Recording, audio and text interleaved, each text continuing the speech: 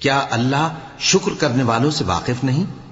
اور جب تمہارے پاس ایسے لوگ آیا کریں جو ہماری آیتوں پر ایمان لاتے ہیں تو ان سے کہو سلام علیکم،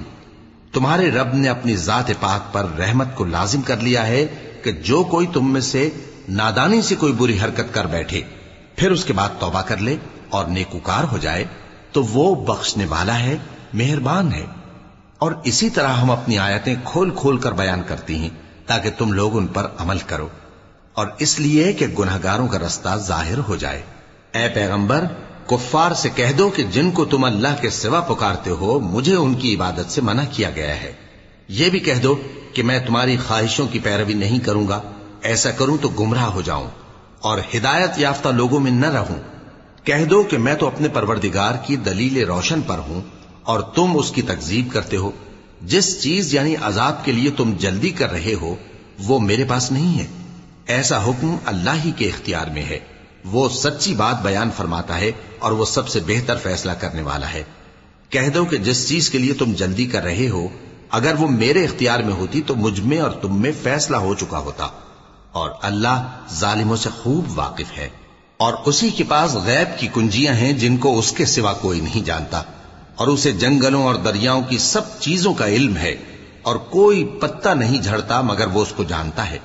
اور زمین کے اندھیروں میں کوئی دانہ اور کوئی ہری یا سوکھی چیز نہیں ہے مگر کتاب روشن میں لکھی ہوئی ہے۔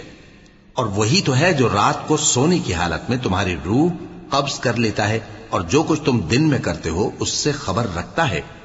پھر تمہیں دن کو اٹھا دیتا ہے تاکہ یہی سلسلہ جاری رکھ کر زندگی کی مدت معین پوری کر دی جائے، پھر تم سب کو اسی کی طرف لوٹ کر جانا ہے۔ پھر وہ تم کو تمہارے عمل جو تم کرتے رہتے ہو ایک ایک کر کے بتائے گا،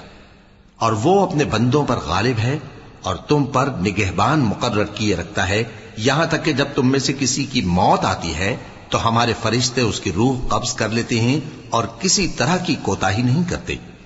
پھر قیامت کے دن تمام لوگ اپنے مالک برحق اللہ تعالی کے پاس واپس بلائے جائیں گے۔ سن لو کہ حکم اسی کا ہے اور وہ نہایت جلد حساب لینے والا ہے۔ کہو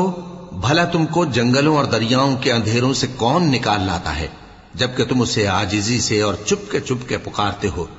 اور کہتے ہو اگر اللہ ہم کو اس تنگی سے نجات بخشے تو ہم اس کے بہت شکر گزار ہوں۔ کہو کہ اللہ ہی تم کو اس تنگی سے اور ہر سختی سے نجات بخشتا ہے، پھر بھی تم اس کے ساتھ شرک کرتے ہو۔ کہہ دو کہ وہ اس پر بھی قدرت رکھتا ہے کہ تم پر اوپر کی طرف سے یا تمہارے پاؤں کے نیچے سے عذاب بھیجے یا تمہیں فرقہ فرقہ کر دے اور ایک کو دوسرے سے بھڑا کر آپس کی لڑائی کا مزہ چکھا دے۔ دیکھو ہم اپنی آیتوں کو کس کس طرح بیان کرتے ہیں تاکہ یہ لوگ سمجھیں، اور اس قرآن کو تمہاری قوم نے جھٹلایا حالانکہ یہ سراسر حق ہے۔ کہہ دو کہ میں تمہارا داروغہ نہیں ہوں، ہر خبر کے لیے ایک وقت مقرر ہے اور تم کو عنقریب معلوم ہو جائے گا۔ اور جب تم ایسے لوگوں کو دیکھو جو ہماری آیتوں کے بارے میں بےہودہ بکواس کر رہے ہوں تو ان سے الگ ہو جاؤ یہاں تک کہ وہ اور باتوں میں مصروف ہو جائیں، اور اگر یہ بات شیطان تمہیں بھلا دے تو یاد آنے پر ظالم لوگوں کے ساتھ نہ بیٹھے رہو، اور پرہیزگاروں پر ان لوگوں کے حساب کی کچھ بھی جواب دہی نہیں، ہاں نصیحت تاکہ وہ بھی پرہیزگار ہوں۔